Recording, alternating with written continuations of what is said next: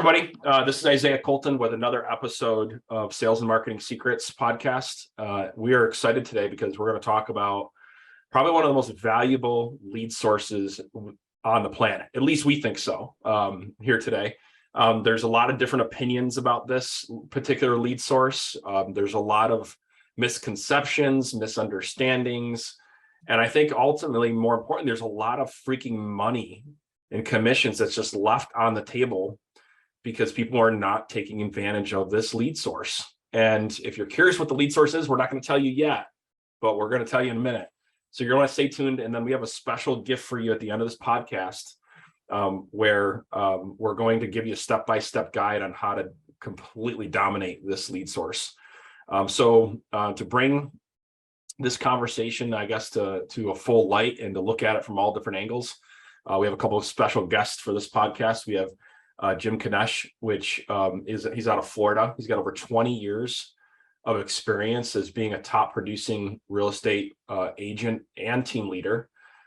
He's also been in the commercial space. He has mastered this lead source, and he's got a tremendous insight on this topic.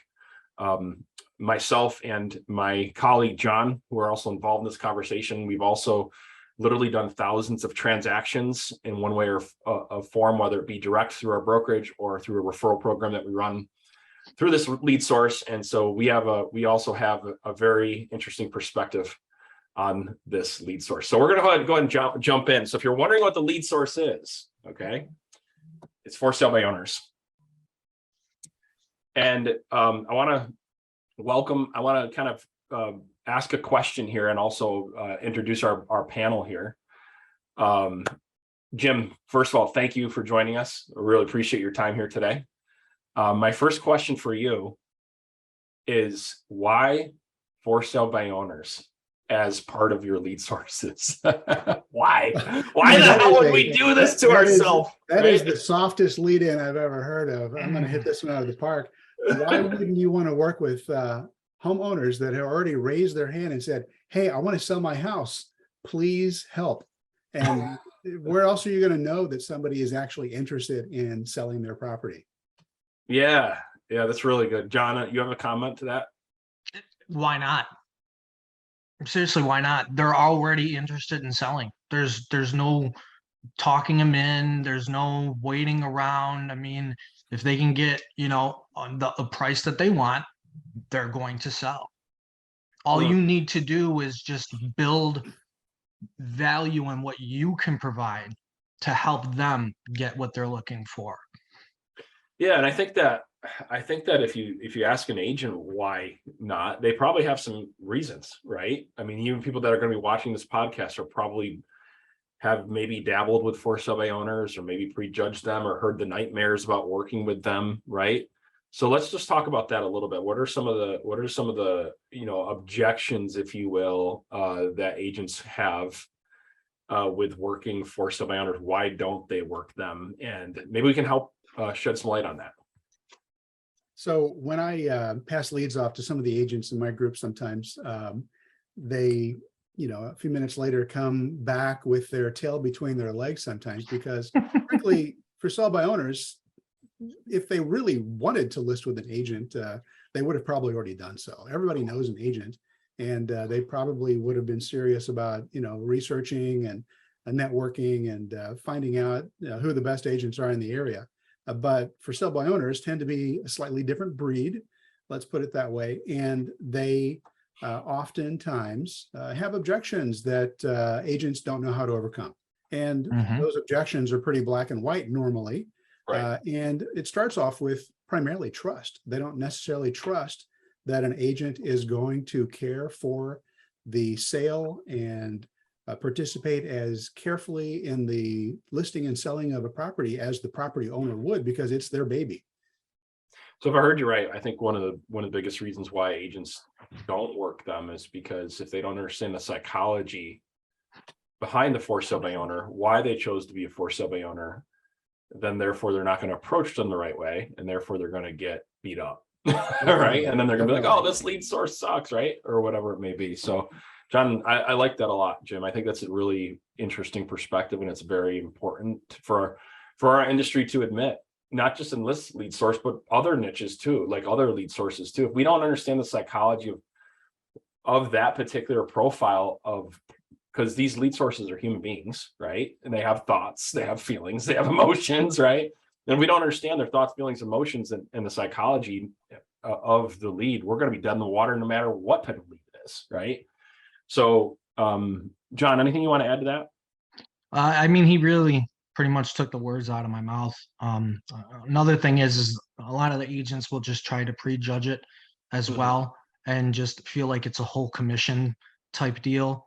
And they don't feel that they're going to be able to get the homeowner what they want, so they don't want to work them, right? Or they're going to have to get them to drop the price, and they know the homeowner's not going to want to do that, so they don't want to work them. Right. Right. Which I think kind of goes back to just overcoming the objections, like Jim was saying, right? Like, exactly. We understand their objections, and we have good talk tracks, we have good marketing materials, we have the right approach, right? Then we're going to have success with these. And I like to use the word approach because I'm a golfer, and I when I approach a shot, and if I'm gonna, if it's 100 yards out versus 200 yards out, I'm gonna have a different approach to that shot. I'm gonna have a different club that I use, and it's interesting because I think it's the same thing. As we need to make sure that we approach these leads the right way. So let's talk about what they care about. What do for sale by owners care about? What do agents need to know when they're working these leads? So like one of the things that I was taught early on is that when you're working with a seller, they care about three things: time, money, and hassle, right? So clearly, if you can clearly present a way to save them time, make them the most amount of money, the least amount of hassle, and you can clearly present that throughout from the time that you've developed a relationship, when you're prospecting with them, or when you're prospecting them in the beginning, to when you set up the appointment, to when you go out on your consultation. You're going to, if you can speak to that pain and motivation, you're going to have more success than if you don't. So there's other things too, but Jim, I'd like to know your thoughts specifically for sale by owner. What are they looking for, and why did they go for sale by owner in most cases? So you're talking about the psychology, and I'm just going through the last week's worth of for sale by owners that I've spoken to. Awesome. And honestly, sometimes they don't really want to sell that much. Sometimes they're just testing the market. Yeah. And they'll tell you that, oh, maybe in the next 6 months, et cetera. Talked to somebody yesterday that wants to move out of state, and they need to sell. It's the classic catch-22. They've got to sell their property in order to buy another one out of state, but they can't put a contract on another one out of state until they'll get their property under contract here, that whole thing. So you've got to help guide them through that process. But really, it's all about the psychology of where their touch points are and what the important things are for them, that it all boils down to. And I always say that whoever asks the most questions wins. You can't just preach at for sale by owners, or anybody for that matter, and be successful. You have to just simply ask probing questions and politely try to get their story, and then fill in the blanks for them by offering the solutions that you offer that they can't provide for themselves. And hopefully you offer better than your competitors offer. Yeah, that's strong, because I think that, I think if we take that time, money, hassle framework, usually when you're asking the questions, you'll pull out the answers revolving around those three things. So like, well, I didn't, like you'll find out that commission was really important to them, or you'll find out maybe they had a bad experience with another agent and it was a hassle, right? So money, hassle, right? Yep. You'll find out, like the time, like you mentioned, like time frame. Maybe the time frame, they're dealing with a time frame issue, depending on school season, or when they have to buy another house or sell another house. So like that's why I think that the easiest way to learn how to work for sale by owners is just what I used to do is I used to have a little sheet, and I was taking notes, and I would try to categorize early on. I try to categorize in my mind when I was taking notes. Okay, is this a hassle? Are they talking about a hassle that they have?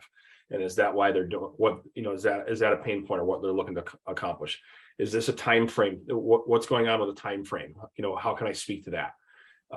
And how can I speak to the money? And so I try to categorize in my notebook when I was talking to them. And then what would end up happening is later on in the conversation, when I'd get an objection, or when I was having to have that, it would create a visual for me to help me wrap my language around what they said to me. So, and what was important to them. And so I love what you're saying, Jim, because I think that if none of that can happen if we're not asking questions, right? If we're not talking. And I think that's like, if I listen to most phone calls, that's where people need the most help. They ask maybe one question, or they'll ask 42 questions in a row and sound like they're interrogating them, right? And they won't, and there's not any conversation or cushion in between. So, John, I'd like to hear from you a little bit about this topic of asking questions. What kind of weapon is this for you on your calls? It's huge. Asking questions is what tailors to where you need to lead your conversation. And the responses that you get back from the homeowner are essentially going to give you the information that you need to essentially close the appointment. And as we are going over the pain points, and one of the reasons why these for sale by owners don't like to work with agents, a lot of times accounts for bad experiences in the past. Most people have at least once or twice worked with an agent, but they just didn't do their due diligence and interview a certain amount of individuals. Maybe they were referred by a friend or worked with a friend and just had a bad experience. And now they're just, I can do this myself.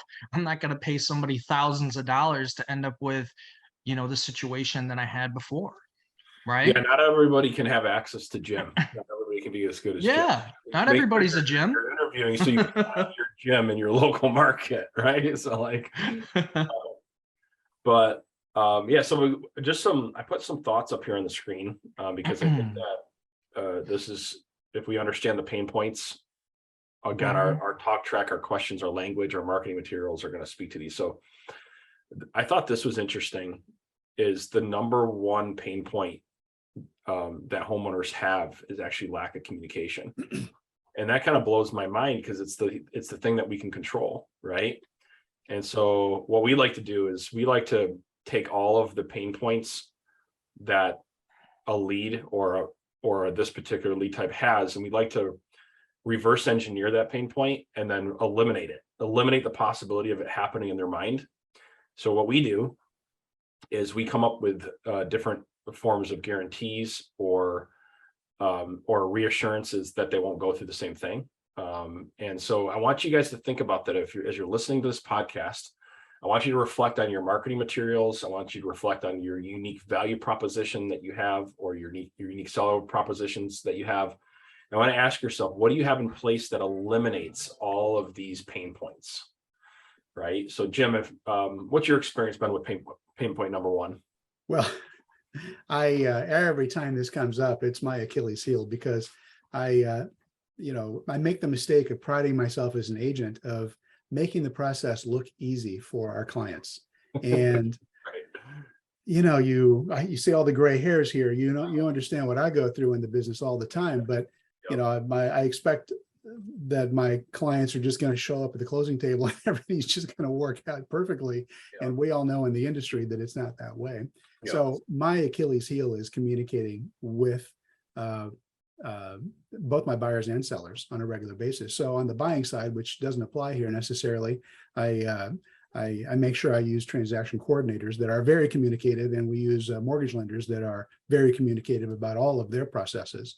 But on the listing side, I've got to be honest with you, I am terrible about this, but what I should do is schedule, time in my calendar every single week to reach out to every one of my listings. And it doesn't have to be an hour per listing, but block off an hour every Monday morning at 9 o'clock or whatever, and just reach out to every one of the sellers of my listings and just give them a bit of an update and let them know that, hey, you know what? we've had X number of showings. We've had this kind of interest. We've had these sign calls that haven't yet materialized and whatever. And you get the idea. And sometimes it's a blessing not to actually have a seller pick up the phone. It's almost better just to leave a detailed voicemail message, or even better yet, a video text message for them if you have BombBomb or something like that. That goes a long way. And you're looking at one of the people that am guilty of not doing a very good job of that, but I know what I should be doing.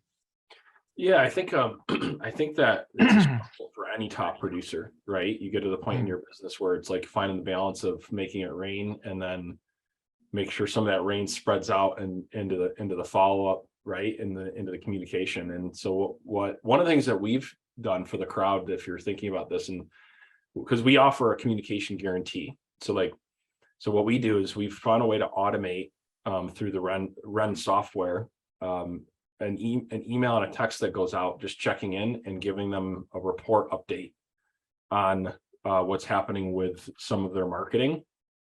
And I also like the idea of what you said, Jim, is like, it doesn't necessarily have to be a phone call. There are appropriate times for that, but I like the idea of, if you're using the Red Marketing Hub, one thing that you can do is you can go in there and you can just do a quick video, or even right on your phone, you just do video text on your phone, just give them a quick update. And that touch point, I think, goes a long way with them, and they'll reach back out with if they have any questions. How we do our communication guarantee, we don't specify how we're going to communicate with them. We just say that we're going to and then we agree on a frequency. But we don't say, hey, by phone or sit down. And so that email and text message actually helps us, that automated text message and email actually helps us honor that agreement. So let's move on to overpromise and under deliver, right? So how much do we hear this in the marketplace? Oh yeah, the agent said they were going to do this or that, right? So I think that's another pain point. To me, this one can be easily solved through testimonials of some other clients that you've worked with in the past that maybe had the same issue. So I frame this because I think it sets out apart in our mind, we think of it differently. I want you to think of these as weapons, right? And you're in battle, and you have different weapons you're going to use for different scenarios, right? So if you're up close, you're going to use a different weapon than if you're, miles away. One of the weapons that you need to have is past client testimonials. And where you can say, hey, look, I can appreciate that. I can appreciate that. A lot of my clients had the same issue. I actually worked with the clients, 3 months ago, worked with an agent that overpromised and under deliver, but here's the results I was able to get them after working with this other agent. So if you have kind of where you can pull from your arsenal and pull out those weapons, I think that helps. Anything else that we can use to help with that pain point that you guys can think of? No, but I just want to reiterate what you just did was one of the most important tools that's available for communicating with anybody, and especially in negotiating situations, is to acknowledge that you understand the objection, or that you understand the other person's perspective by restating it back to them. That was beautiful the way you did that. And that just goes, over and over to guiding people through every step of the process of deciding to list with you, and then hopefully through a transaction with you. Awesome. Yeah, I appreciate that. We train on that a lot because, what we found is it doesn't matter how good your response is if they don't feel like they're heard, right? Yeah. So if they don't feel like they're heard and understood. We practice that a lot here. So what you guys can do is you're watching this podcast, you can look at this list and just ask yourself, okay, whether it be through my objections or my unique value propositions, knowing that these are the big pain points, I have to make sure that I have solutions built in to my process, my presentation, my objections that are going to address these issues, because they will come up in some way, shape, or form. It's going to be different depending on the person. But what we're hoping you take away from this part of the podcast is you look at these pain points and then you evaluate your sales process, and you make sure there's no holes in your sales and marketing process, and that'll really help you work through these. And so I'm going to quickly fly through this. Performance guarantees for the first one, any sort of risk-free offer. So if you have a for sale by owner that's really driven to do it on their own first, one of the things we like to do is offer a risk-free scenario where if they attract a buyer, we won't charge a commission, but we're allowed to market the home. And 99% of the time, it's actually 99.8% of the time, we find the buyer before they do. And it never becomes a problem, but it's a very easy way to say, hey, look, keep doing what you're doing, but let's compare. Let's see who can get a better offer. If you find somebody, but because it's your sign in the yard, because it's your marketing materials, you almost always find the buyer. And so it's a risk-free offer for them in their mind, and it allows you to get your sign in the yard. Other ways you can do this is say, hey, give me 24 hours, right? Give me a 24 to 72 hour listing. Like, so if they're these are only scenarios where you've tried everything else. You tried everything, right? But hey, look, I'm confident that I can attract an offer for you that's going to be acceptable for you, help you net what you need in that. I'm not looking for anything long term. Let me market it. Let me do this, this, and this, and let's see what we come up with. So that's another, eliminating the risk in their mind. Talked about the communication guarantee. This coming up with a unique program that is tailored to for sale by owners is a really, really important. So like a lot of for sale by owners suck at marketing their property. So doing what we call a seller advantage program, where we really highlight the difference in the marketing and how that's going to attract an offer, and put a fancy title around it so it makes them feel good, is another awesome solution that you can use. Sometimes you can even play with a scenario that has a blended commission rate based on service. So it's not a discount by any means, but if they have different levels of service that they want, you can play around with that too as part of the seller advantage program. Sometimes we go in and we do 5, 6, 7%. Sometimes we end up at 7%. But here's what we found is if we offer different commission menus, what we found is they usually pick the middle one, and we make the middle one the most valuable, which is the 6%. So there's a lot of ways to do that too. So that way they feel like they have a choice. And I really want you to resonate with this, because I know a lot of people are weary about the commission menu, and I'm not trying to sell you on it, but I want you to think about it this way. When you get insurance, do they only give you one option with your insurance? Right? When you get your windows, do you only have one option? When you go to any other service-based industry, do you only have one option? The answer is no, you don't. And so that's a big problem in our industry, is the reason why the closing rates are low with people that you don't know, or maybe why you're struggling tapping into expireds or for sale by owners. One of the big problems we found is because they're saying their option is you or going for sale by owner. I don't like that option. I want to pick one of these options with me. There's a totally different psychology behind that. So anything you guys want to add to that before I move on to the next one? Well, what you're touching upon is that as a listing agent, you can't just be a one-trick pony. You can't just have one marketing strategy. You can't just have one toolkit. You can't just have one of anything. You've got to be flexible, and you have to identify, as we started talking in the beginning, about what the touch points are for every single seller, every single for sale by owner, and cater to that. And sometimes you bend a little bit, but ultimately the goal is get the listing. And as we probably know, every listing should lead to 2 or 3 potential buyers.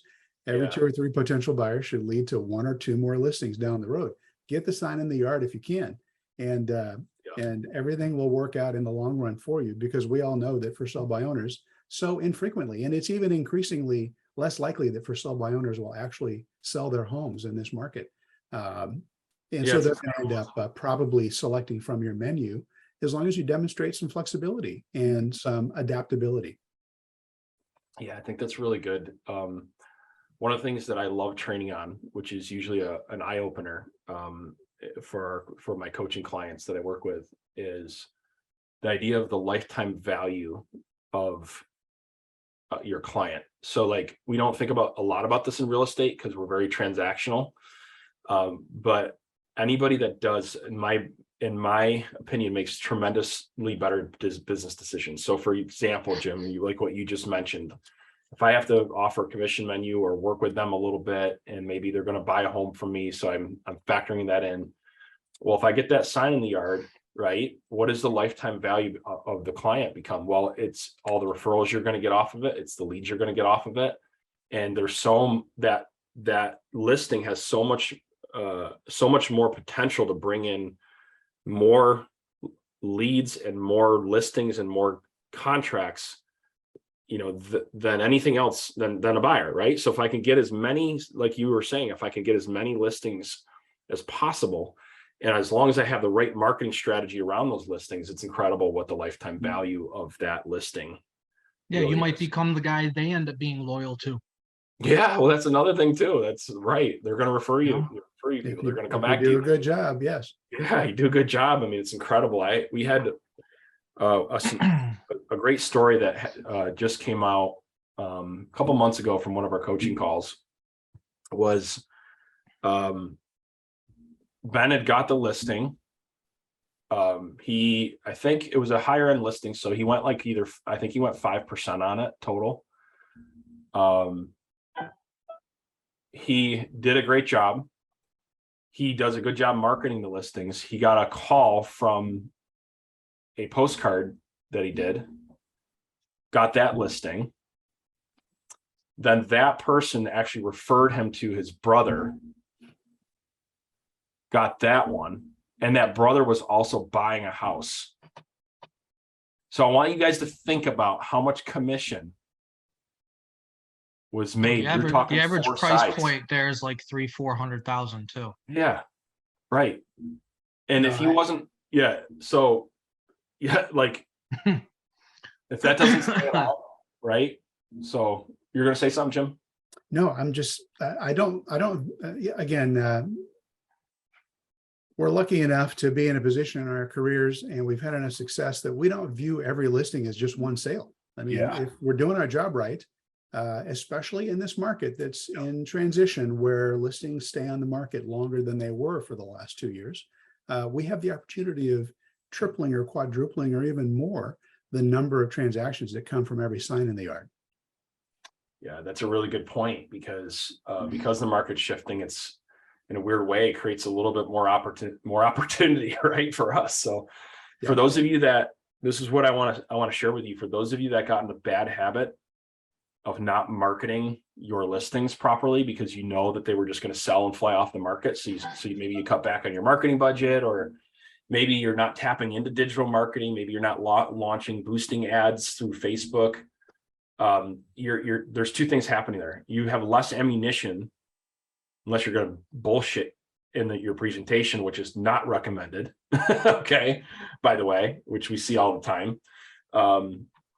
That you're actually hurting yourself in multiple ways. You're not generating more leads. You're actually showing less service to the client. So if you do have to do a price drop, it's harder to do the price drop because you can't show them, all the impressions with your marketing. So there's a huge domino effect there. And so if you got in a bad habit of not marketing your listings, or maybe you need to do an upgrade, it's really, really important that you consider that. And one of the things that, one of the reasons why, with Growth CEO and our coaching program, we highly recommend the Run 360 software, is because click of a button, you can market your listings on all digital media platforms and have all the materials created for you, drawn in from the MLS. And so make sure that you're really, really focused on that in this market as it's shifting. Jim, that's, I think, some tremendous wisdom. So bottom line thoughts, before we wrap this up, we could go on and on. I know that we could get into scripts, we can get into dialogues. Maybe we do that another day with for sale by owners and expireds. That could be like a whole nother session, scripts, dialogues, and objections, what our listing presentation should look like. So maybe we'll do another podcast to follow up on that. But for today, I'd like to hear your final thoughts, Jim, from you first, and then from you, John. I tell you what, every potential seller can be intimidating, and you have to know what you're going to say going in. And most importantly, with for sale by owners, you have to just listen to what they have to say about what their story is before you start bombarding them with, what you can do for them, because they haven't called you. You've knocked on their door, and they're welcome to talk almost always, but they're reluctant to sign on the dotted line until they've gained trust, and they can identify that you really truly do have a remarkable marketing plan, you have a remarkable personal presence, you have the skills to negotiate. All of those things are important for sale by owners because they think they can do it themselves. To a degree they can, but to do it right and to maximize the value of the sales price and the net return for sellers, we as realtors, we all know that we're going to be more successful in most cases than the property owner will. You just can't tell them that. You have to show it, and you have to express sympathy and understanding, and then demonstrate your skill and your marketing plan to them, and let them come to the realization that you really are going to do a better job than they will. You just can't hit them over the head with it. I love it. I love it. How about you, John? Yeah, I mean, you really hit the nail right on the head. The toughest part about, the for sale by owners, from what I've seen, is really just getting into conversation with them, breaking down that initial wall. If you can get there and get through that initial wall and get them to listen, literally turns right into a conversation. You need to spend 80% listening and 20% talking. Okay. And then using the information that they give you to help them feel at ease, right? That you can help them out of the situation that they're in. And at the end of the day, not only benefit them now, but also make it so, they're going to have that confidence that you're going to have the communication, you're going to have the trust, right? It's just like any kind of relationship. You don't have a relationship without communication and trust. And by the end of the call, you need to be able to show that you're going to be the type of person that can provide that for them. Love it. If they're not ready now, even weeks down the road, right? Yep. If that makes sense. Thinking long term. Yep. Yeah. Yeah, because I'd like to close off with this, just to recap this podcast. Number one, for sale by owners is an incredible lead source if you're willing to take the time to learn the psychology and how to work with them.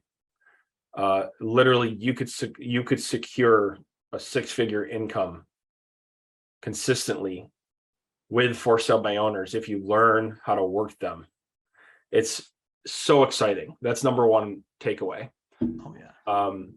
Next thing that I got from this podcast is one of the things that Jim said is that a lot of times that the most important part of that process is asking effective questions and finding and probing and finding their pain and motivation. So we're hoping that you took that away from this podcast, is that regardless of what script or dialogue that you follow, okay, because there's a ton of them out there when it comes to working for sale by owners, the core of it is asking effective questions. Yep. And finding out where they stand in their mind when it comes to time, money, and hassle. Right. So, and then another thing we hope you got out of this podcast is making sure that your scripts, your dialogues, your discovery meeting that turns into a listing presentation it reflects the pain points, and it eliminates their pain points. If you do a good job of that throughout your process, you're going to have a lot less objections you're going to have to deal with. So at the end, you might only have one or two objections if you do that the right way. And then it becomes much easier to deal and work with. And then from there, leading into the last part, just closing out that we've been talking about, is you doing that right, you're going to get more listings. And when you get more listings, it's the oldest saying in the world, listings, leads, listings, leverage, right? You're going to get more leverage. And if you market the property the right way, right, you're going to have what I call the flywheel effect happening in your business, where you're getting more listings, you're getting more transactions. Because you're getting more transactions, you're getting more referrals, and it keeps building and building. And I think that if you take this, what you've learned from this podcast, you just reflect on it and you put an action plan together. And I want to leave you with this: give yourself 6 months with this lead source. If you determine to work it, give yourself 6 months. Because Jim, I don't know if John, you see this. I just see people giving up way too quick. And that's just really what it comes down to. If they just kept trying it for 3 to 6 months and they kept going after it and figuring it out, they'd unlock a gold mine for themselves. Would you guys agree with that? Also, one of the biggest mistakes that agents make is waiting too long to call a for sale by owner, because they feel like they want to let them test the market and they're just going to immediately get a no. Yeah, 1 right? to 2 weeks. It hasn't been long enough. Most of them are going back. They're usually waiting like 14 days. Yeah. If Jim, once it hits 4 days, I'm calling it. Yeah, that's a really good point. Yeah. Jim, you were smiling. Oh yeah, no, I was just reflecting back to when I hand off leads to some of my agents, and they come back with their tail between their legs because they've just been bruised up a little bit. Yeah. And you can't take it personally. And maybe today's not the day they decide that they're open-minded, but in a few days they might be. So you ask them politely if you can keep in touch over time, and almost always they say yes. And you just keep after them and just keep reminding them what they have told you about what their pain points are, and ask if they've changed. And just demonstrate sincerity, demonstrate that you understand where they're coming from. And over time, hardly anybody ever makes a decision immediately unless it's a hot referral. Right. But people that don't know you need a little bit of time sometimes, and just don't give up after the first negative conversation, or what you would perceive as a negative conversation. That's great. That's great. And Jim, we appreciate your time on this podcast. And if somebody who was watching this podcast had a referral to come your way, or whatever it may be, what would be the best way for them to check you out? Well, you can go to jimknetsch.com, or just call me. My cell phone number is 813-629-0341, and or jimknetsch@gmail.com is my direct email. I try to make myself as easy to reach as possible. So awesome. I actually advertise my cell phone number still. That's great. That's awesome. All right. And if you're looking for some amazing automated marketing software to help you stay in touch with your clients and market your listings in 10 minutes or less with some kick butt AI, you can go to run360.com and you can sign up for a free trial to start playing with the software. And then we have a whole bunch of awesome professional service upgrades options that you can check out if you want some more done for you type of approach. With that, we thank you for tuning into this podcast. John, Jim, thank you guys so much. You guys have been awesome. And I look forward to Jim. Same here, John. Thank you both for the opportunity. Same here. I look forward to a part 2 when we can keep going, right? Maybe we'll have to do a part 2 soon. So love it. Thanks. All right. Have a See you good guys. day. Bye.